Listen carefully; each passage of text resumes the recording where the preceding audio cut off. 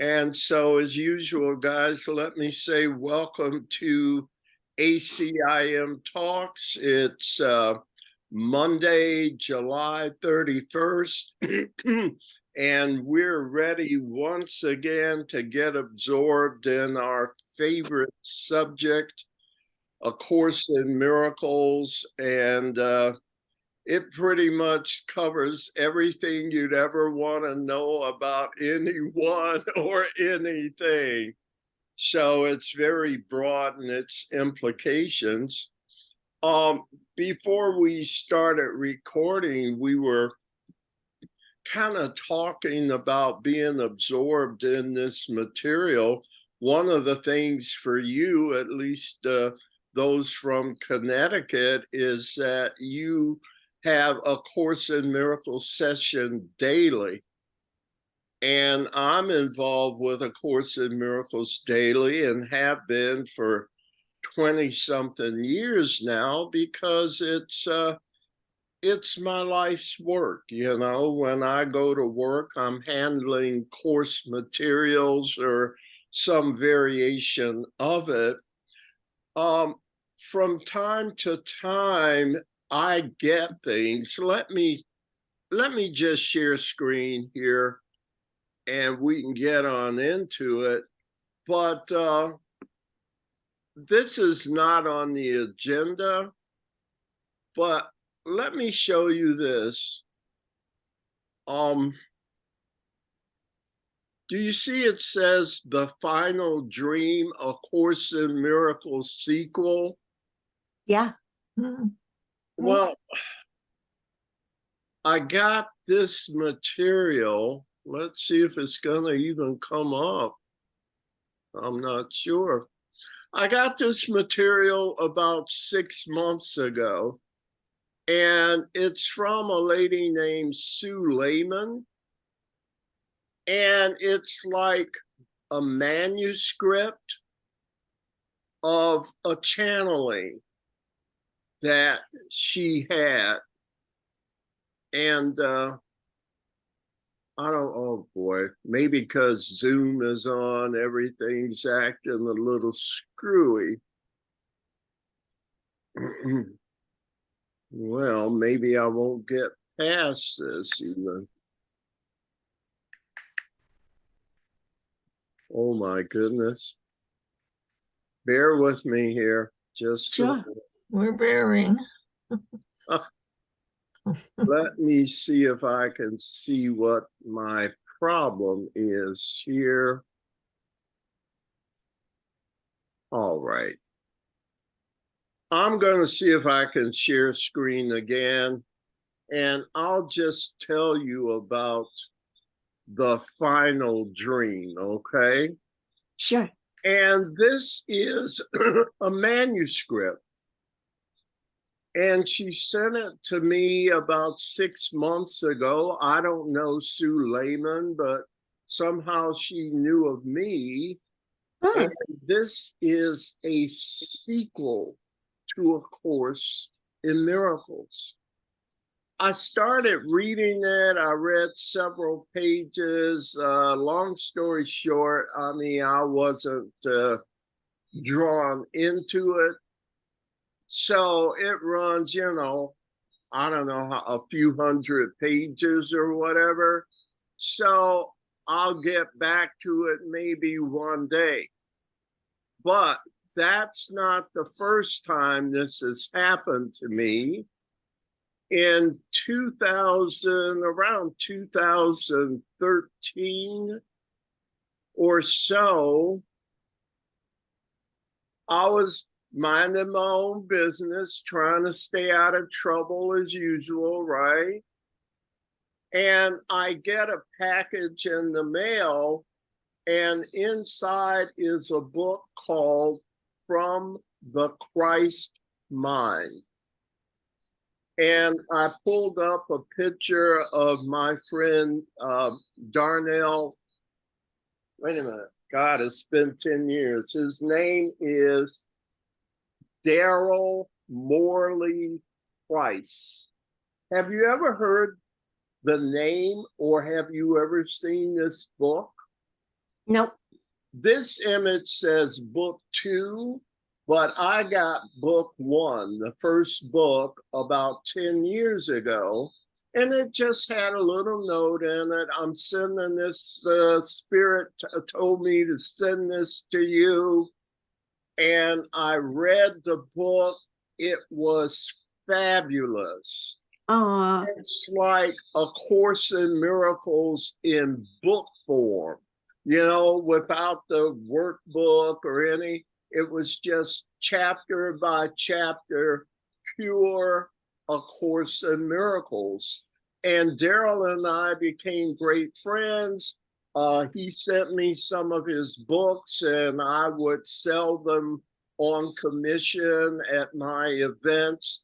And people loved it.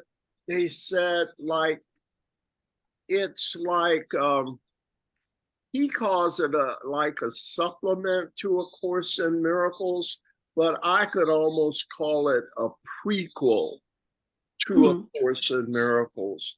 If A Course in Miracles is large and daunting, this is like a summary that reads straight through, just like a book. And so I'm happy to acquaint you guys with my friend Daryl. And we haven't touched base since, maybe 2018 or so now. I trust he's doing well. He's from Chico, California. And he had a premonition that the same voice that spoke to Helen Schuckman, he was a Course in Miracles teacher. So while Helen was ambivalent on receiving this voice, Daryl was ready for it. He knew it was coming. He spent a little over a month in the mountains and received book 1 and had it printed. And then he went through the same thing a couple of years later, went into the mountains and came down the mountainside. I think of the Moses, came down the mountainside with book 2. It's both are fabulous books. And I thought you might like to hear just a short section from the Christ Mind, book 2.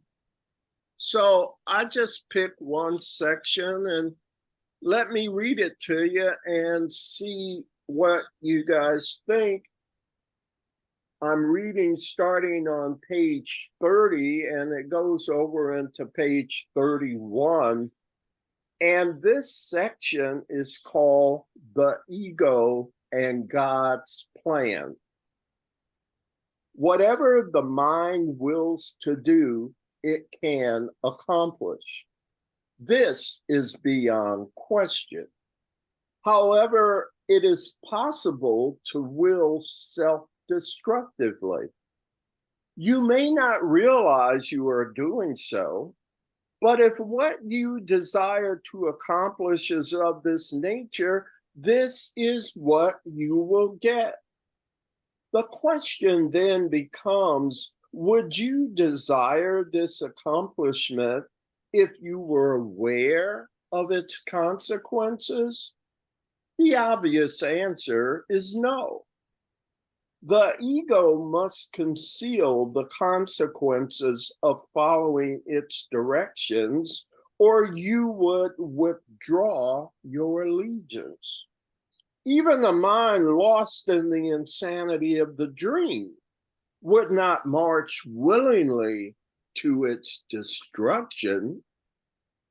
The ego's goals are always attractively wrapped so as to divert your attention from what is really being given, which is nothingness.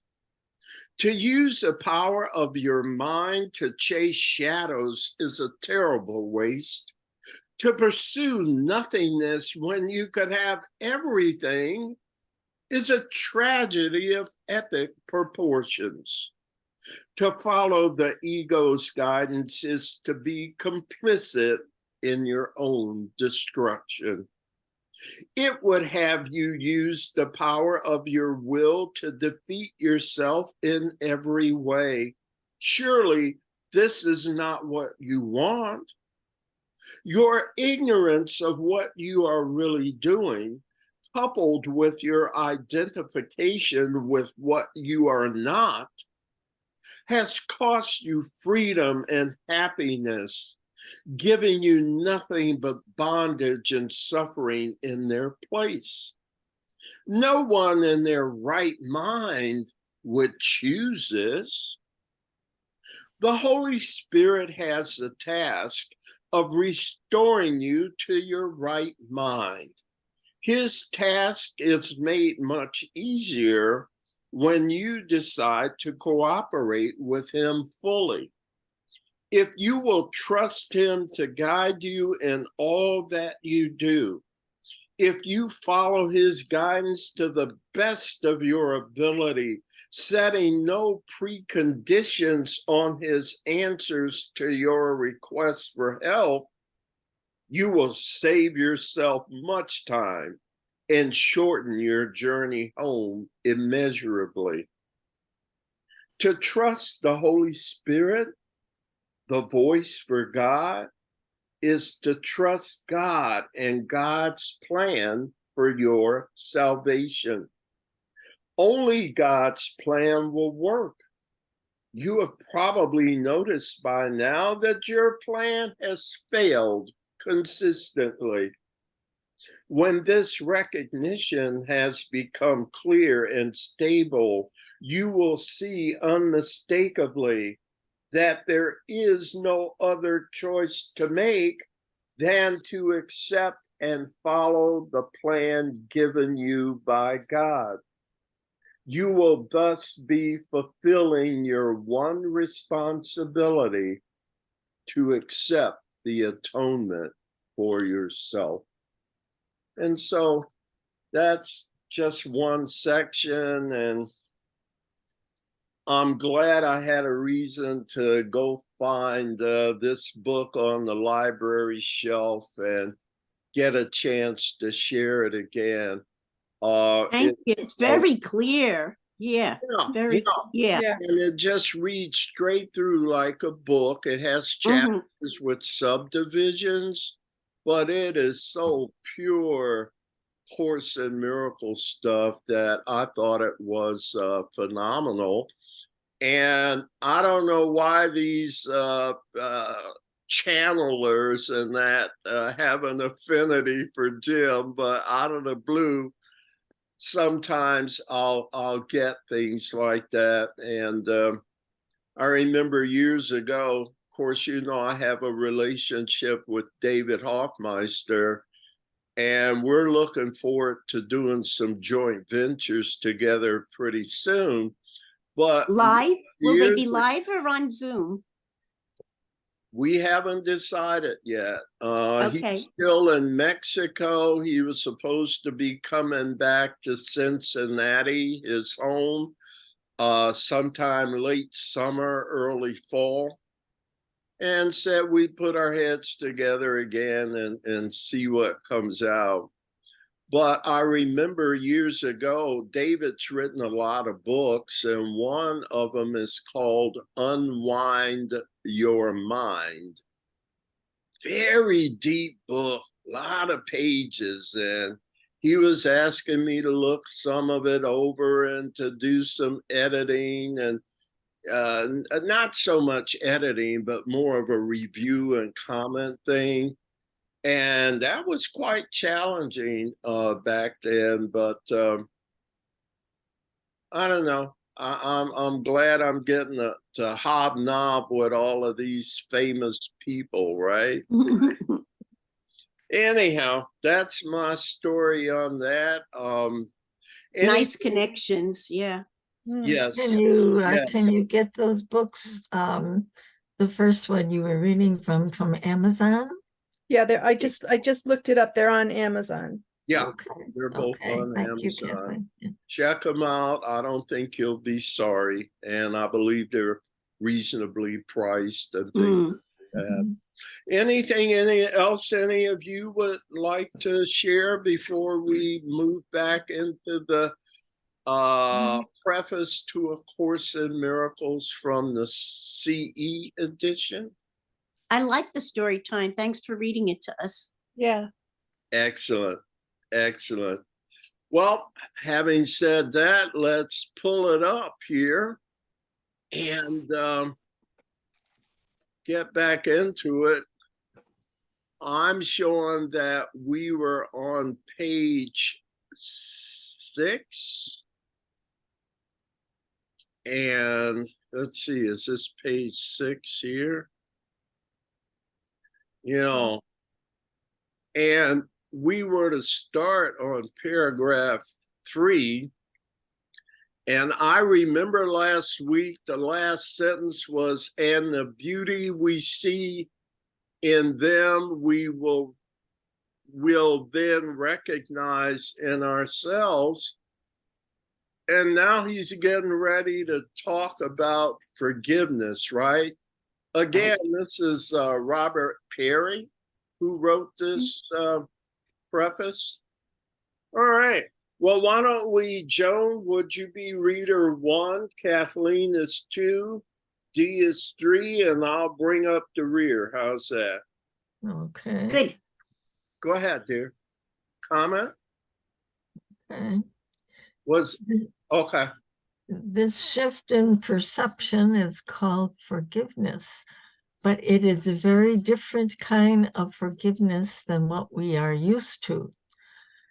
In the Course, we do not assume that another person really deserves our anger, but then go ahead and forgive her anyway.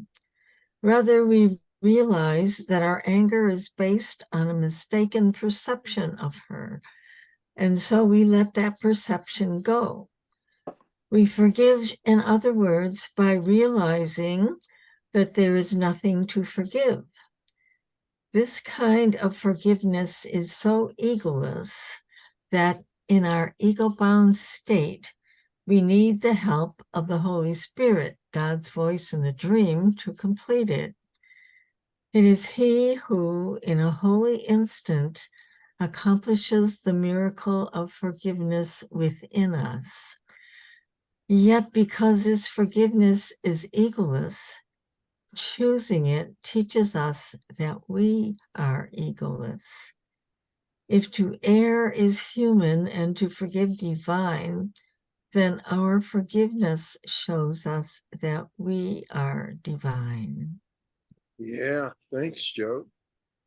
What do you all make out of this? You've read this before. Mhm. Comments?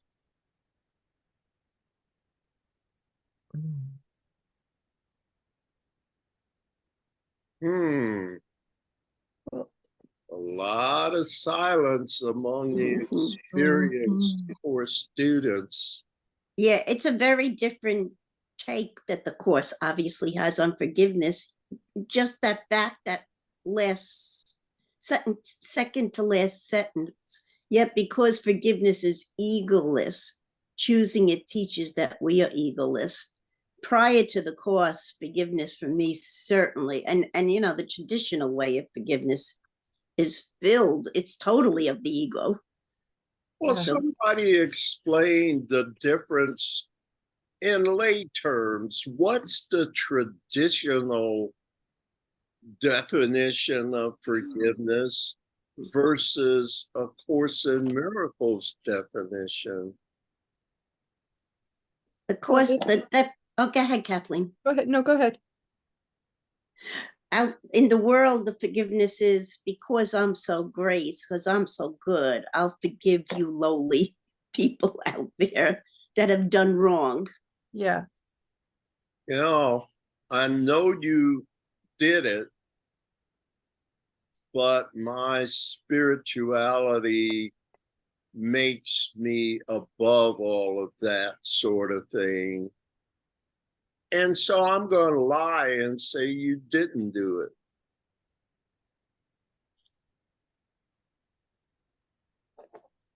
And look how good I am that I could forgive you, Yes, even though you don't deserve it.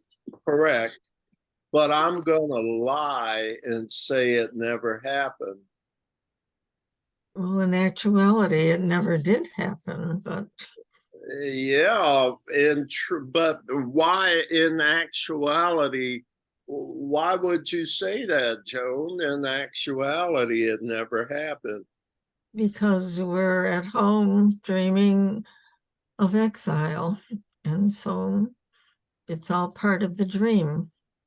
And so if it's all part of a dream, it's all part of a whole thing that never happened. Right. Right. And in truth, I cannot be hurt. So even though it can look like I am hurt by what you did, either physically or emotionally, in truth, I cannot be hurt. Because yeah, what I am is unchangeable. Right. it seems there are a lot of things that we've come to learn and believe are true that are quite different than stuff that seems to happen in this world.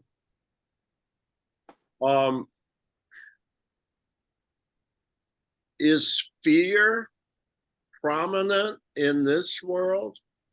Oh, yeah. Oh, yeah. But the Course keeps saying, in truth, there is no fear. Well, In truth, lesson 48, there is nothing to fear. Who was going to say, was that you, Kathleen? Had a comment, anybody? no. So it's all one cloth. It's all a educational quote or parenthesis. It's all parenthesis, an educational dream, you see. So does that give us justification then for saying that there is nothing to forgive? What do you mean justification? Well, it says here, we forgive, in other words, by talking about Course people, we forgive, in other words, by realizing that there is nothing to forgive because none of this really happened. Or was I right to put in none of this really happened? Mm-hmm. Well, it's part of the dream, so it didn't occur. If it's a dream, it didn't occur. So if it never occurred, then there's nothing to forgive. But in our dream, we see the forgiveness. And as we go along and learn, we're learning to flip our perception of forgiveness, which can be kind of sketchy, as you're going along and getting to that point. I'm just getting to the point where I'm remembering that when I forgive, there really isn't anything to forgive because it's all part of the illusion, which doesn't exist. Because when you're part of the oneness, there is nothing. Yeah, I'm with you. So go ahead, more. and so just wrapping your head around being in this dream and realizing that it's not real. It's like, well, where do I go from there? It's like it can get confusing at times. So just to wrap this up, look at the famous page 401 in the workbook for students. You want to take a look at that? Tell me where. I don't have that edition with me. So well, where this is the FIP book. So I'll just turn to it. It's page 401 in the workbook for students. What lesson? It's called, it's lesson, well, it's special theme 1. What Okay. is forgiveness? Okey And doke. it starts just before lesson 221. Yeah, yeah. Okay, got it. So here's the course's definition of what forgiveness is. Forgiveness recognizes forgiveness recognizes what you thought your brother did to you has not occurred. So when I say I forgive you now, I'm not lying. Because I know that these attacks that I'm seeing are part of a crazy dream that has no basis in reality. I cannot attack nor be attacked in truth. Therefore, when I saw the attack, I was hallucinating. The world would say you're hallucinating, you're crazy. Well, But we would say that's exactly what I'd expect crazy people to say, that I'm the one hallucinating. And yet I'm the one now who is seeing truly and clearly. And so having seen truly and clearly, I don't have to forgive you through lying to you. I know you did it, but I'm gonna just let it go because I'm better than that. Now, when I say I forgive you, I can you forgive what never happened? And we're never forgiving the other person in the course. We're forgiving ourselves for forgetting the truth. And so there's a whole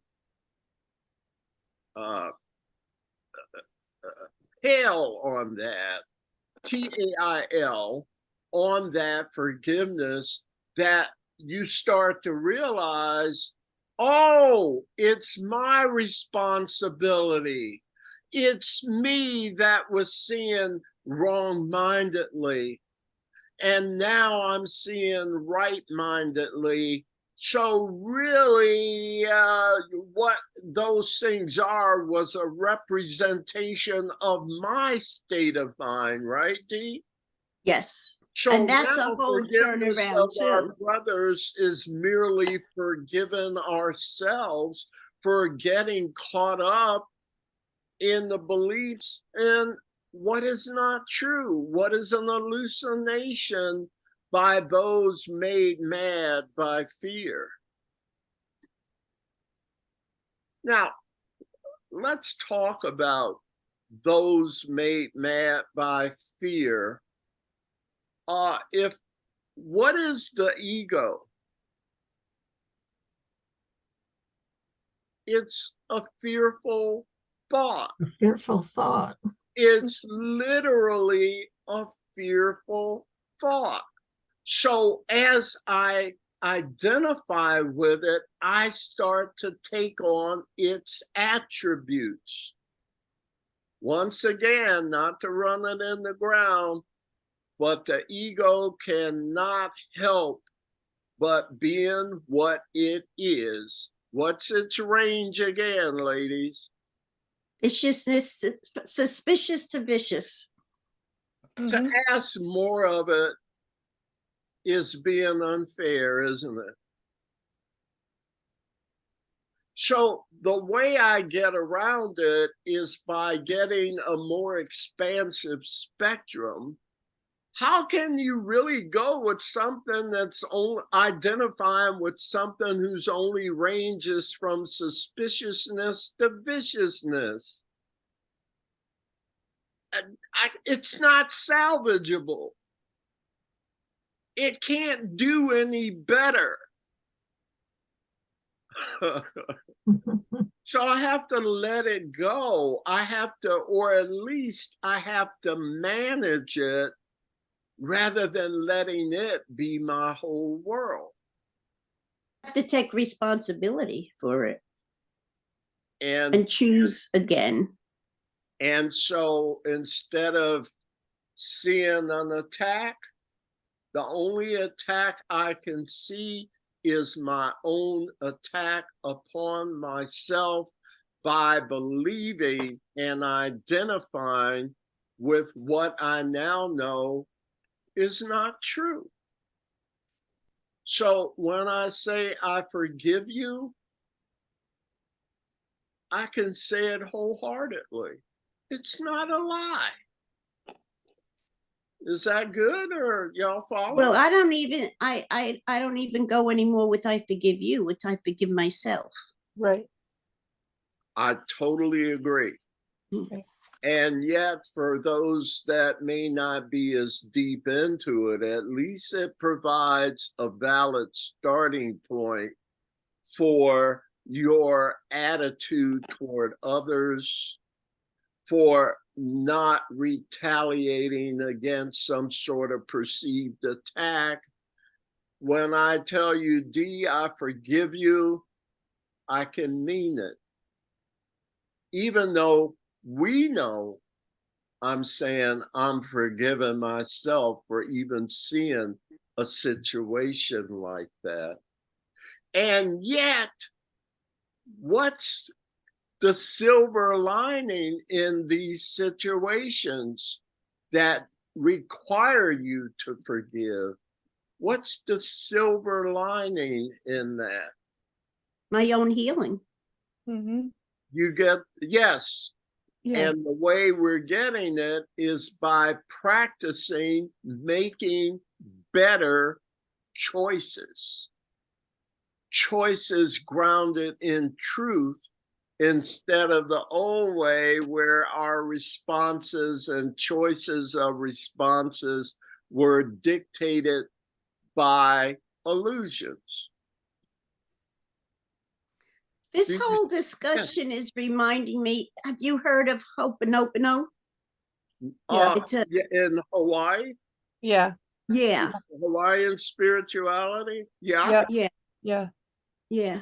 Where the and it's I mean it's a Hawaiian prayer, yes, practice, and it's a true story that the most secure of prisons was having difficulty keeping a psychiatrist there, and the last one they got, the conditions was just so horrific. The last one they got used this prayer on every single prisoner, Mm-hmm. where he took responsibility for each prisoner. He never even met them. He said a prayer over each one of their files, the Ho'oponopono prayer, Yes. which is, I'm sorry, please forgive me, what I love you and thank you. So he took responsibility, and the place was shut down, which is like unfathomable, because there were, there were no more prisoners there. They were all released one by one They were rehabbed. by his prayer, by him taking the responsibility, So by what do him you call praying that? over each one of them every single day. So he's not telling them what they did wrong. Right. They're being blessed through his forgiveness of himself. I got that Which, right? yeah, Doesn't which is it sound exactly what we're familiar? talking about. Is that psychotherapy? Yeah. Isn't that the same premise we talk about on Tuesday? Yeah. Mm-hmm. I'm seeing psychotherapy there. Okay. Totally. Yeah, Totally. it's quite a I mean, the different first step approach. in forgiveness is taking responsibility, owning it yourself. Absolutely.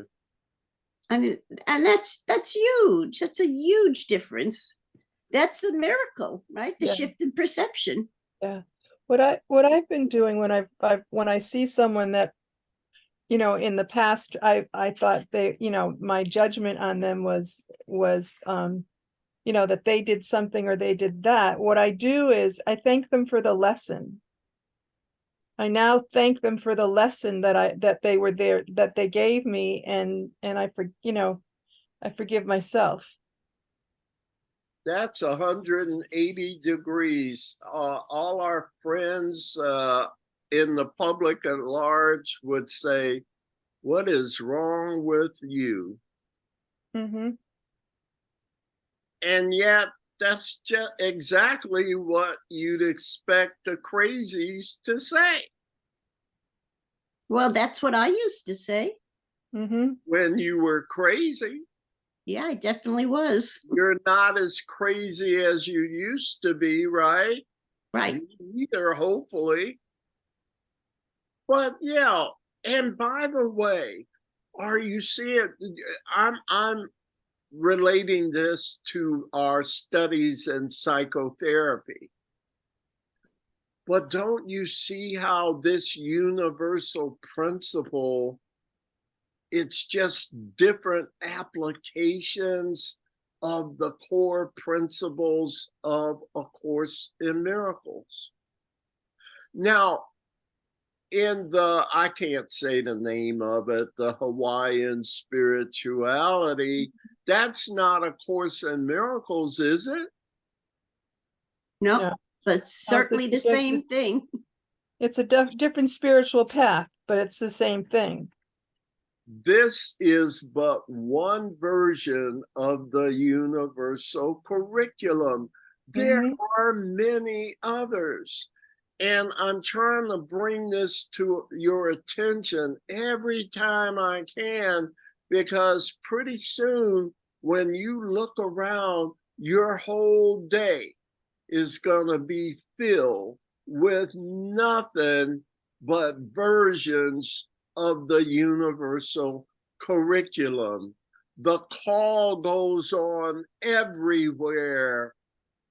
And it's not, what is it they used to say? The call goes on, only a few are chosen.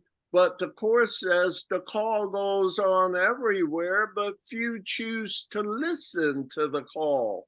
Mm-hmm. As our eyes open, don't you see this spiritual plan in action in so many different ways? Kathleen, you were going to say something there? No, I'm just agreeing with you that Yeah. you, We in yeah, agreement? You want to read some more, or? sure. Yeah. All right, then I think we must be up to Kathleen. Please. Yep.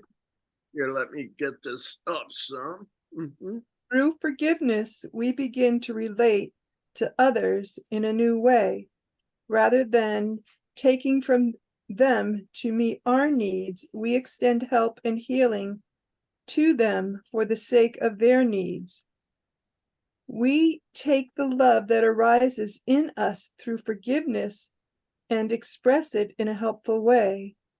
This, in fact, is the main meaning of the word miracle in the Course, an expression of love that heals the perception of another, which is what love always does.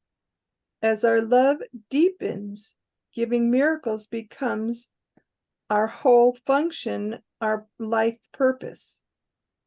I am the light of the world, the workbooks has us say. This is my only function. That is why I am here. In this function, we rely on the guidance of the Holy Spirit, trusting Him to tell us who needs our help and how they can best receive it. Rather than this being a noble sacrifice, it fills us with joy. For the more we give, the more we ourselves receive, as the Course assures us many times. Giving and receiving are the same.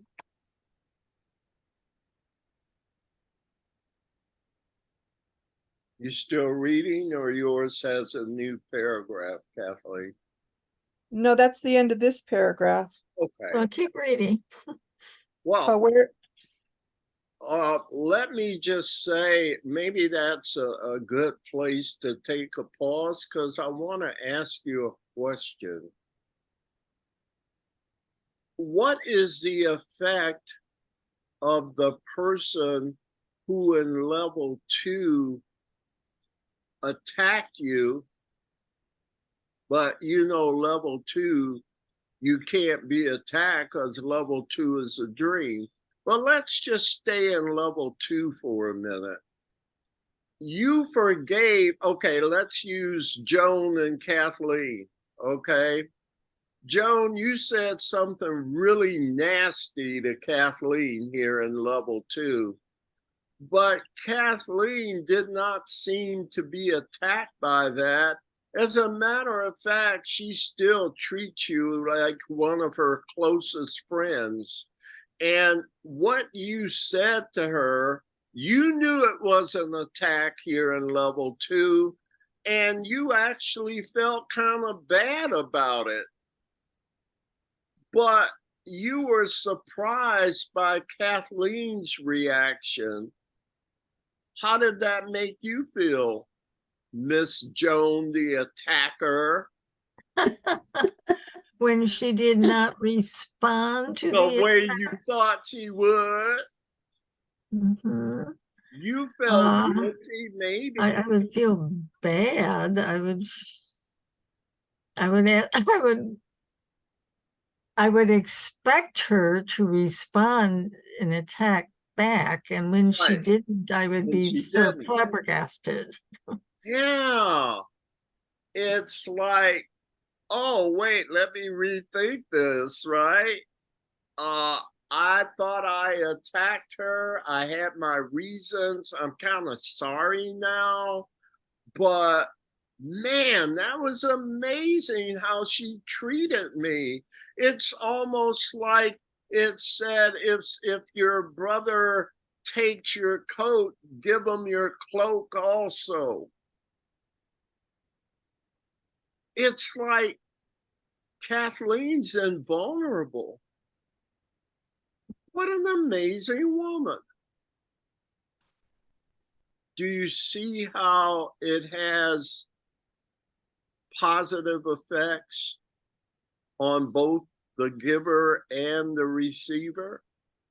Mhm. And before we read on, can we talk about that? If you're following me, Kathleen. I had an experience of that, where I had belonged to a women's group a while ago, and we were going on a retreat. We were all going except one person was kicked out of it. And I thought it was horrendous what they did to her. And I was upset, and she wasn't. And I didn't know about the Course of Miracles at the time, but she was a course student. And at some point I said to myself, this is crazy. She's forgiving them, and I'm mad on her account. And we had, we then became friends and had long talks over the things like this. And I learned from her. Yeah. So again, even here in level 2, this type of forgiveness has a kind of miraculous effect, not only on the one who forgives, but on the one who is forgiven. Yeah, that's what it says, an expression of love that heals. Well, I'll back up. We take love that arises in us through forgiveness and express it in a helpful way. This, in fact, is the main meaning of the word miracle in the Course, an expression of love that heals the perception of another. And it really did that for me. I said to myself, something's wrong with this picture. I don't want to be their friends anymore. And she's still friends with them. And she was the one that was booted out and insulted. So the only loser in that scenario was you. Except I wasn't, because it healed me. Ultimately, Yeah, we stopped. but what she did, yeah. Yeah. So it's so amazing. It's like, what if you robbed a bank and the society didn't put you in jail, but came and said, hey, you need some dough? You need some help? Here you go. What need would you have to keep robbing banks? Or are you going to say, I'll threaten to rob the bank so they'll give me more money? Maybe. But eventually, if we kept giving you more money, how much longer would you need to rob banks? Is it cheaper for us to give you money or to pay the consequences for robbery? I know it sounds radical. Mm. I know maybe you think it won't work on a large scale. Maybe you might think, well, at best, we need to step into it slowly. But every step we take in a new direction, it means we're understanding that lawlessness is a call for love, not a call for punishment. Forgiveness is a call for love. Kathleen, was it you that shared the story of an Indian tribe that when somebody did something wrong, they gathered in a circle? No, that wasn't me, but yeah, I remember the story, but no, that wasn't me. Do you remember this story enough to share it? Not Yeah. not completely.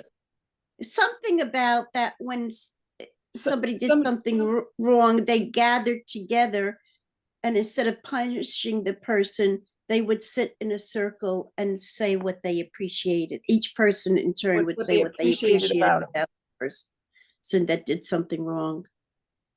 So these are like isolated incidents right now, and maybe they don't have enough support. But Go ahead. But isolated incidents are how the paradigm shift begins. The isolated incidents will keep occurring until they become the norm. Precisely. Changed me. It really did change me. Today's crackpots are tomorrow's geniuses.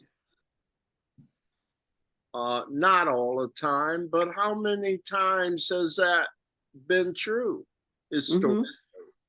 So here we are, pioneers in something that will one day change the entire world. Is D, could you now finish that up? It said 13, our practice of forgiveness. Do you see it? Yeah. And Kathleen, are you with us, right? Yeah, It's a new for us, it's paragraph. just a new paragraph. All right. So D, would you read? Our practice of forgiveness and our extension to others eventually allow the eyes of Christ to open within us. These are spiritual eyes in us that see with true vision. Seeing past bodies, they look upon the holiness in others just as plainly as our body's eye look on physical forms. Through the eyes of Christ, we will at last see the real world, a world of light composed of the radiant holiness in everyone and everything. The body of another will now seem increasingly irrelevant and will at length be seen as a little more than just a shadow circling round the good. No longer will we see a world of enemies poised to attack. Although the forms of the world will still behave much as before, we will see beneath the surface to a world that could not be more opposite. Everyone and everything I see will lean toward me to bless me. I will recognize in everyone my dearest friend. And we, in turn, will love everyone with a divine love that completely ignores all differences between people, including differences in how they treat us. That sounds crazy. Can you even imagine a day like that? That's what I need to start practicing myself, a day like that in my life. You know, Are everything in quotation marks directly from the Course? Yes, from different, yeah, they are. They're from different sections of the text and workbook. like everyone and everything I see will lean toward me to bless me. Is that one of the things you're referring? Yeah, that's one of the things. And then the other Yeah, one, that's footnote 15. It's from the workbook, page 60, paragraph 3, lines 4 and 5. Lesson 60. Lesson 60? Yeah. Okay. So do you have your FIP book there with you? I can, yeah. So I'm going to have you turn to chapter 16 in the text. What page? Whoops, wait a minute. Maybe it's 15. Sorry. I want 15. It's around page 300. That's not right either. I'm about to lose it here. I am so sorry. Then it's got to be 17, right? chapter 17. Yeah. The holy relationship?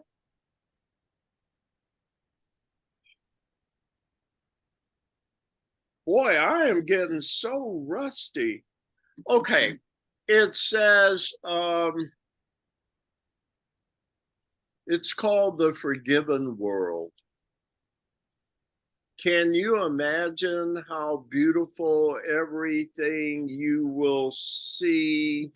Y'all know what I'm talking about? Uh-huh. When you see it through the eyes of forgiveness. And that's what we were just reading reminded me of. It seemed like maybe an impossible dream, and yet the Course talks about it as well. And I don't know. I'm usually pretty good with that. I'm gonna maybe have to forego it unless someone can turn to it. I'll probably find it soon as we're done tonight. But be that as it may, our practice of forgiveness and our extension to others eventually allows the eyes of Christ to open within us. And when we're able to do that, these are spiritual eyes in us that see true vision. When you can see with true vision, how wise are you? It's on page 352. The Forgiven World. 358. Thank you. Uh-huh. And you're right, it's chapter 17, section 2. Oh, good. Good. It was section 2, not section 1. Can you imagine how beautiful those you forgive will look to you?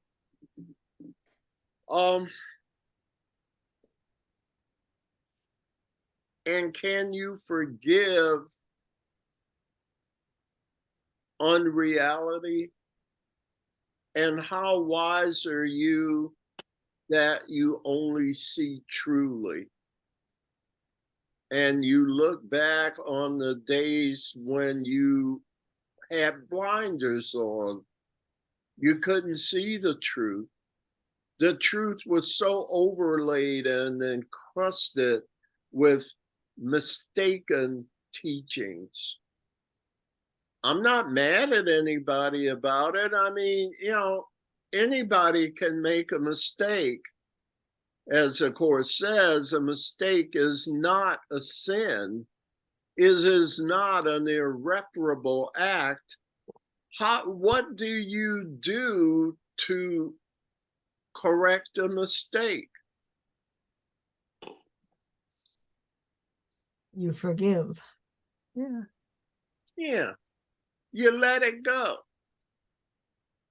And you replace Stop it it. with the truth. And notice that you don't really need to replace it. The replacement will be there when you let the mistake go. Mhm. The truth was always there. You never did anything to it. So you don't even have to work to replace it. Just remove the blocks and it'll be there shining in all its glory. When I say replace it, it's because I've been taught not to leave a void there, because then an illusion could just come a different, you substitute one illusion Yes. for the other. And don't get me wrong, I think we're on the same page as usual. Replacement may seem to be a level 2 activity, and no need for a replacement, just removal is more of the same thing from a level 1 Gotcha. That makes sense. perspective. Yeah, That's a great you clarification. make sense too. Okay. Yeah. How we doing, folks? Yeah, that's a great connection, those two. Yeah. All right, do me a favor. Do you think we can finish this paragraph? We did finish this paragraph. Did. It's the real world is Yeah. in the Go ahead. real world in this book, in our book, is a new paragraph. Okay, so where it says 15, and we in turn will love everyone. That's the last sentence of the paragraph. All right, so we finish page Oh, 7. there we go. Yeah, it Finish starts page the real 7, world. start on page 8. Right. All right. Boy, the time goes quickly. Or maybe I'm talking too much. What do you Oh, think? no, it's great. Absolutely great. I think we're doing great too. Looking at the clock, it's 8 o'clock, and I will see you next time. And we start page 8. Yeah, you're on your paperwork, page 8. Yep. All right, ladies, thank you for coming Thank you. together and being with me on Monday. And I wish you a good week coming up. You And too. Yeah. I'm just excited to be in a generation that may be involved with the most exciting quantum leap that's happened for our species. Mm. See you next week, okay? Don't Thank you. Wooden Namaste. nickels. Thanks, Jim. Namaste. Namaste. Bye-bye.